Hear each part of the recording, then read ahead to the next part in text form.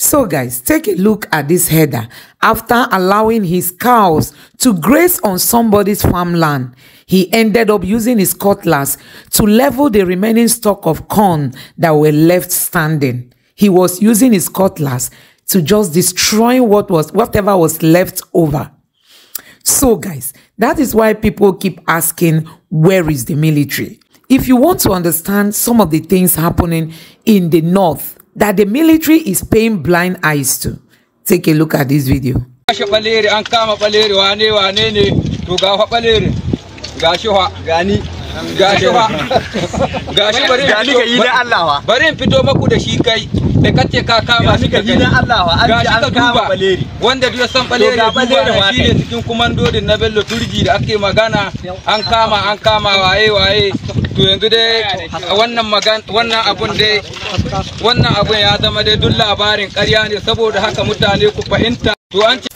So guys, what do you make of these videos? You saw the header, destroying somebody's farmland after allowing his cows to graze on it. And also you could see these bandits displaying their armors, their guns, and nobody is there to question them. But go to the southeast. The story is different. The lives of youths are being cut short in the southeast. Nigerians, they've maimed people. They've ended so many lives. And nobody is picking up. Nobody is talking. Take a look at these lamentations. Points are horrible. Between Enugu and Port Harcourt, it's a night.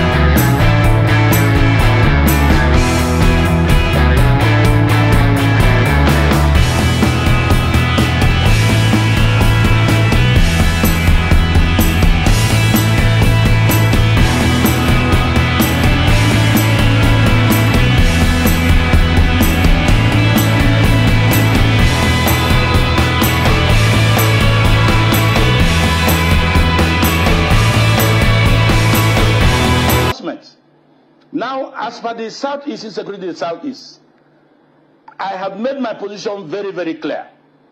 Right from the time there was jailbreak in Imo facility at Owerri prisons, my position was very clear, and that's still my position. The insecurity you have seen in the Southeast was imported because of where we are going now, so that they would demarcate people like us from the Southeast that we cannot be president because there is insecurity in our place. It was imported. And the difference from that time and now is that they have now been able to get some locals who are now doing this dirty job. As at the time we had the jailbreak in Owerri, those people were not Igbos. They were not IPOP. They were not ESN. I said it then, Google, you will see my position. But they have discovered that that will be exposing them too much, those who did it.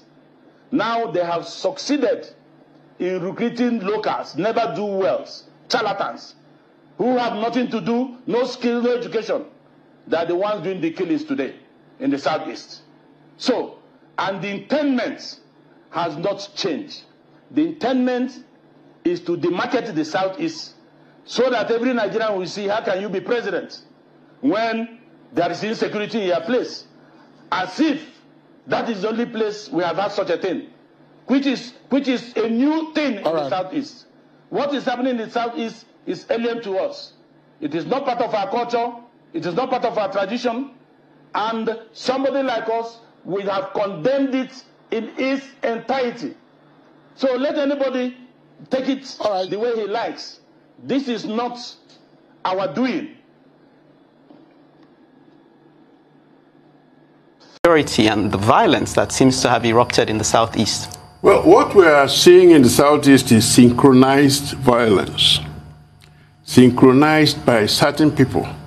Definitely not by Igbos. Okay. Those people who are doing that are foreigners. If you see a group of Igbo people moving, from their physiognomy, you will know. Now, one of the things that people did in the Southeast was to get close to them, speak Igbo to them, and without exception, they responded in broken English. And you saw the other man speaking on Sunday, being displayed by the police as the only surviving person among those who attended the Bondi prisons again. The man was given an Igbo name. And when he spoke, he had a northern accent. But back to your question about what is really happening. In the past 2 years or more, the clamor for a president of Nigeria coming from the Southeast has been on. And if you notice, up to the past 3 months, there was no problem in the Southeast, 4 months. What happened? Suddenly, if you read some papers published in Abuja, you see Igbos are killing Northerners. You call those in the South, they say, what are you talking about? It has nothing to do with any Igbo man or any Northerner. What we are witnessing is a programmed action by some people to destabilize the Southeast, indeed the whole of Igbo land, with a message: Igbo land is unstable. If you're unstable, how then can you produce a president? That is the real key in issue. The herdsmen have always been there. But if you notice, for the past 3 or 4 months, issue of the herdsmen had died down. Except in Ebonyi State, where up to last Sunday, the herdsmen were still killing people. But we cannot deny the fact that these destruction and arson attacks are taking place in the Southeast region on security formations, on electoral body, INEC offices, and of course killing of the security officials themselves. So the question is, how does this make a call or a point for, or an argument for inclusion? If you say marginalization and inequity has been, the reason for this clamor, and some will say for the clamor of cessation, how do these arson attacks and killings and destruction make a point for inclusion? And who stands to benefit from these attacks? Why have they not gone? Why do they continue to recur, in your own opinion? First correction is this: who is doing the destruction? Exactly. Who is attacking police formations? Who is attacking the INEC? If you notice the targets: election conducting body, security body. In the first place, Igbos are not destroyers. Igbos are builders. Since the end of the war, the federal government has not been building police stations in the Igbo land. Every structure you see there, apart from the old prisons in the world, which was built in the 1950s, is the result of the contribution of people. I'll give you an example. I come from a Himemba local government of Imo State. Recently, the police divisional quarters was destroyed, I think 2 or 3 weeks ago. What most people don't know is that building was built by the community, Nso community, and donated to the police last December. So why will the people who built turn around to destroy? For what purpose? The average Igbo man knows that those who are doing the destroying are not Igbos. The special squad of security men sent by federal government are also not Igbos. Okay. So it's a case of the policeman will come, shoot into the air, stray bullet to land on people. And then the unknown gunmen will move around in brand new Hilux trucks. Shoot into the air, with faces covered. Once in a while, people will get close and do like this, and then they take closer look at them. So if you say the Igbos are not destroying, who then is carrying out these attacks? The unknown gunmen. It is not by accident that they call them unknown gunmen. That's why I said, if you go to Alaba today, you know there's an Igbo section. If you see there, from the physiognomy, you say these are Igbos. If you turn towards the right, you see Alaba Rago. That's where the Hausa traders are. You also see their physiognomy. If I go to Jankara Market here in Lagos, you don't need to be told these are Yorubas.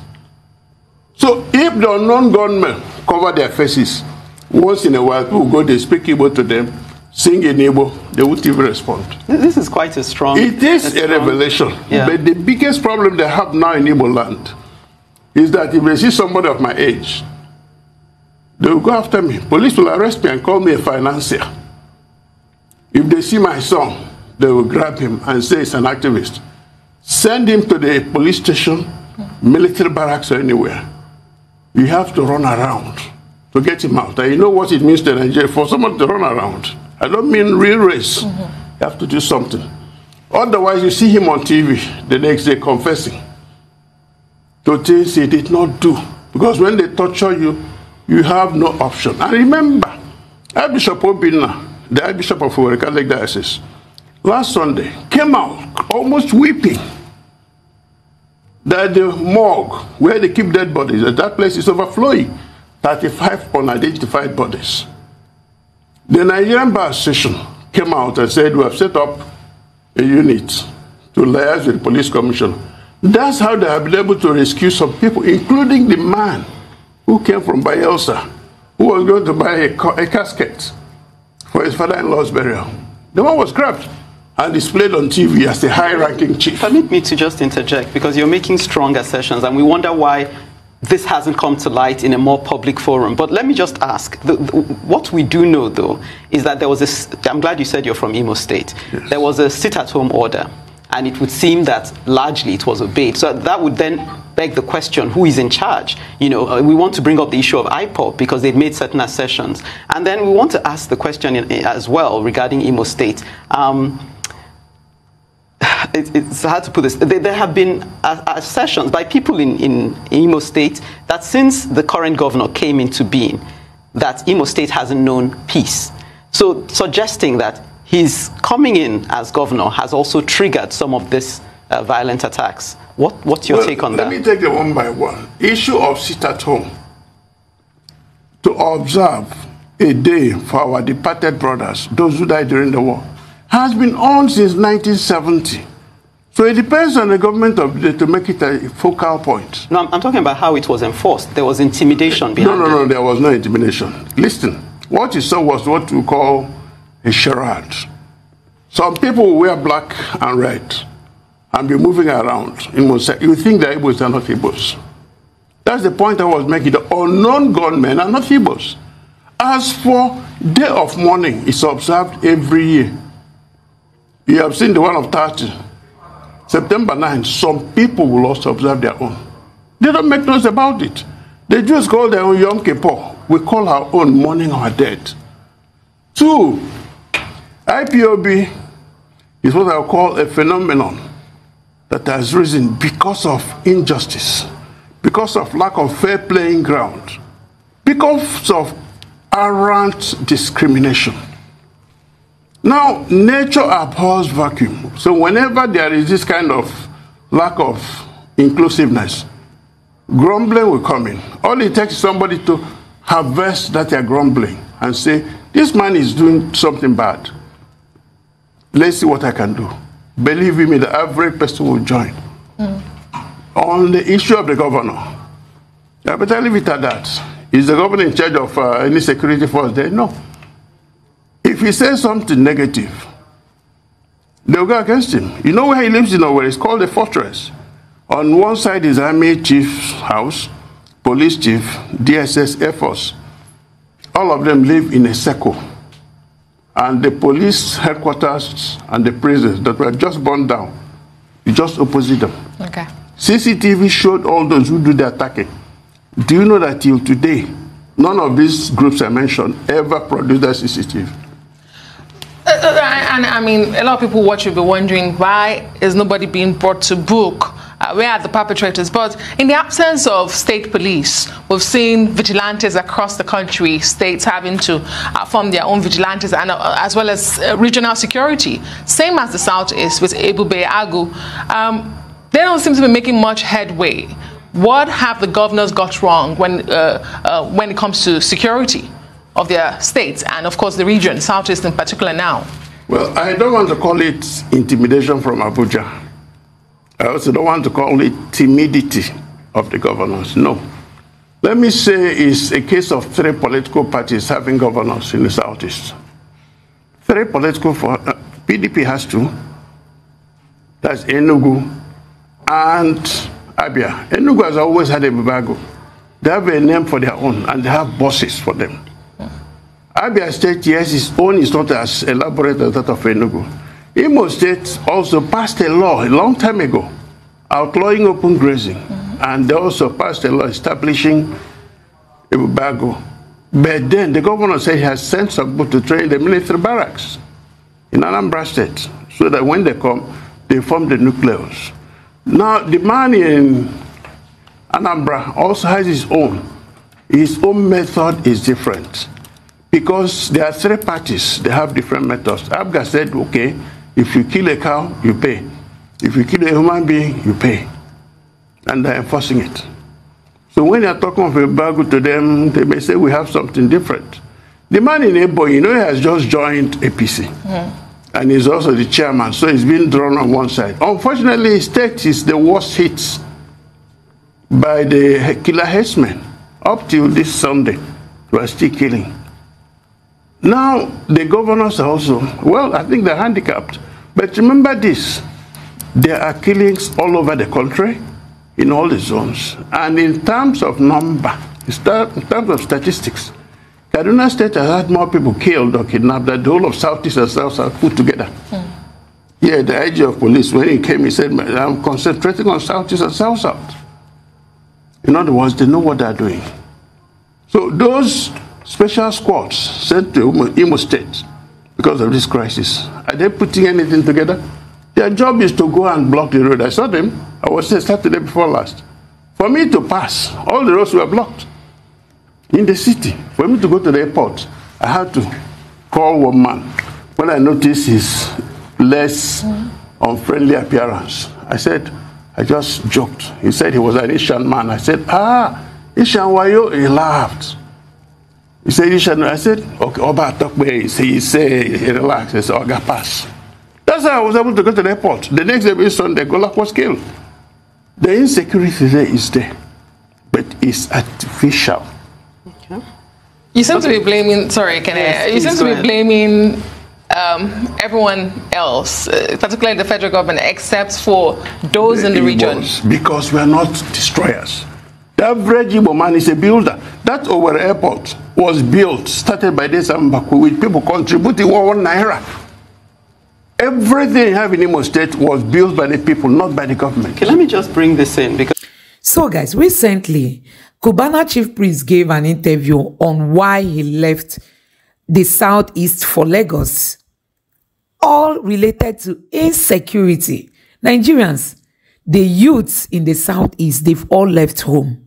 I tell you, those who are left behind, majority of them are left without any business, any handwork, and that is even worsening the situation of security in the Southeast. Take a look. So I will explain and summarize them. He was saying that the government should do something about insecurity. That's why the Igbo don't come back home is because of insecurities in the country, and that's why they go out there to build investments, to build companies, and not in their homeland. That this is the reason because of insecurities that they don't make money from the east because of security, that they make more money in Lagos, Abuja, that the government should do something about it. That was what he was saying. So let me allow you guys to watch the video. We have many in the east. Our say like a government, you get one negi, na like gọọmenti ihe ị ga-emewu ichere aka ka esi atọpụ gọọmenti time election ruo ga-ebịa bịapụ onye ahụ ọ wee bịa gị were nwanne gị bere ya isi si na like ya na ọ na-asọpọtụ gọọmenti ga-esi na ọ na-asọpọtụ polisi ka ezi ka ị ga-esi egbu nwanne gị wee onye polisi ka ezi ka ị ga-egbu nwanne gị wee onye amị obodo na-ewe polisi na onye amị ka onye ga-achịkọta ha ihe m ji bịawa Lagos ime biznes ọ na ụfọdụ ụmụnne anyị ndị Igbo na-atụzi ụjọ ịlọta ụlọ maka ọha lọtabu ụlọ ma eme biznes maka ndị nọ n'Owerri ihe a na-aṅụchara nwa biya ha na obere mmanya ọkụ na obere mmanya champagne mana ndị abi Lagos na Abuja ha bata weekend ota ha akpọsa everywhere ego abata na sistemụ m like agba Christmas kịta ọwụ mgbe Christmas na-azụchi ike n'ụzụcha ahịa Christmas mgbagote ọ bụrụ moto ọfụrụ ngoro ọ bụrụ biznes ọhụrụ ngoro mana ọ bịaziri dị slow and dịka ndị Igbo shikwuo mbugharị ka eji ere mbe onye mere m ji kore akpa m palie si ka m bịakwa make sure na mbụ nri ma ha na-abịa eri n'Owerri bịakwutekwe ha na Lagos na-akọwakwara ha si a na-enwekwa ihe mebiri emebi n'ụlọ na ụlọ adịkwala mma ndị omekome kwanụ na ndị ọjọọ na-eme ka ha wụrụ na ha ga-emebi Igbo ọ ndị iberibe ka ha wụ maka ile anya Igbo alaala azụ bifo ihe insekuriti ebido ndị dịka Dr. Ned Okonkwo imoni ha ị ga-ahụcha ụdịrị manshọn ndị ha rụrụ n'obodo ha so abịa nwee competition among ourselves onye ọbụla na-achọ ịla ụlọ gaa rụọ maka Igbo na like ịma aka we are inspirations to ourselves so ihe ndị omekome mebiziri wụ ha bịaziri bịa mee ka a ghara ịhụ ọgaranya aha ọgaranya egbuo ya asị ọwa onye ọjọọ asụsụ ome ndị ọgaranya agbalaga na o mere agụrụ adị n'obodo anyị nnukwu agụrụ dị n'obodo so ihe m na-eme apil wụ ụmụnne anyị echefukwela ụlọ anyị a ga-agbara ndị ọjọọ ọsọ ndị ọjọọ wụ ndị ga-agbara anyị ọsọ na-azọ ịga ụkwụ ụmụnne anyị nọkwanụ n'ụlọ kwesịrị ilekọta ụlọ anya maka ọwa oke nọ n'ụlọ na-agwa nke nọ n'ama na azụ dị na ngịga so ọwụ ndị nọ n'ụlọ ụfọdụ ụmụnne wu ndị na-agba ụlọ nwanne ha ọkụ maka anya ukwu anyị mana ụfọdụ ndị adịkwa mma dịka o sikwa dị ma n'ala bekee mana ihe anyị ga-eji akọ na uche wee mee ọwụ ihe egbe na mma ndị ọjọọ unu sere aka na unu na-emebi obodo anyị ụmụ anyị ndị pere mpe ka ihe anyị nwere idewere ha ụmụ mụ na ha etolitele mụ na ha na-alụ ụlọ n'anya ha dịzi ka ha awụ ndị Lagos ha marazi ebe ha si ihe anyị na-emebi anyị nwere our own culture and heritage and we cannot project it from afar before n'obodo m onwe ihe a na-akpọ Ofeke Day on 1st of January onwe ihe na-atọ ụtọ ka ya mana ihe ndị a adịzi anyị niile ịgbakọta ọnụ si mba na ka anyị wetakwe South East back because ihe ọma dị na South East buru ibu imagine emewezie traditional marriage eburu ya gaa na event center na Lagos o eburu ya gawa Owerri ayi ọ dịzinụ mma enwe burial agalie ozu ka onye ohi gbapụta bịa mee reception ihe awụ ụta isi ebi bifo eburu ozu odogwu na-alọta a na-agba mkpọ n'ala na-agba egbe excitement adị ihe ndị a nwụọla so we are gradually losing our own ka anyị laghachikwanụ na ruutu anyị mezie obodo anyị n'obodo adịla mma na ihe mebiri emebi a ga-emezi ihe daigara na mmiri ụkwụ ka eji achọ ya anyị agbalakwala ọsọ maka ọsọ awụ ihe ga-ehep anyị ọ ga-aghasa ya aghasa completely. So guys, you have seen it that honestly, possibly, there are people fueling the unrest in the Southeast so as to deny Mr. Peter Obi the presidency, the chance to become the president of Nigeria. But I think it's too late. Peter Obi is too much over-favored, Nigerian youths have taken on him that he's just a project to the Nigerian youths. Nigerian youths are saying that they are all standing behind Peter Obi. Peter Obi is going to be the next president. Whether it's from the Southeast or not, Peter Obi is going to be Nigeria's next president because this country has got to progress. This country must move forward. Let me know what you think in the comment section below. Please don't forget to subscribe to the channel and turn on the notification bell. Thank you. So guys, you have seen it for yourself. This is one of the reasons why Nigerians are lamenting. Let me know what you think about this in the comment section below. Please don't forget to subscribe to the channel and turn on the notification bell. Thank you.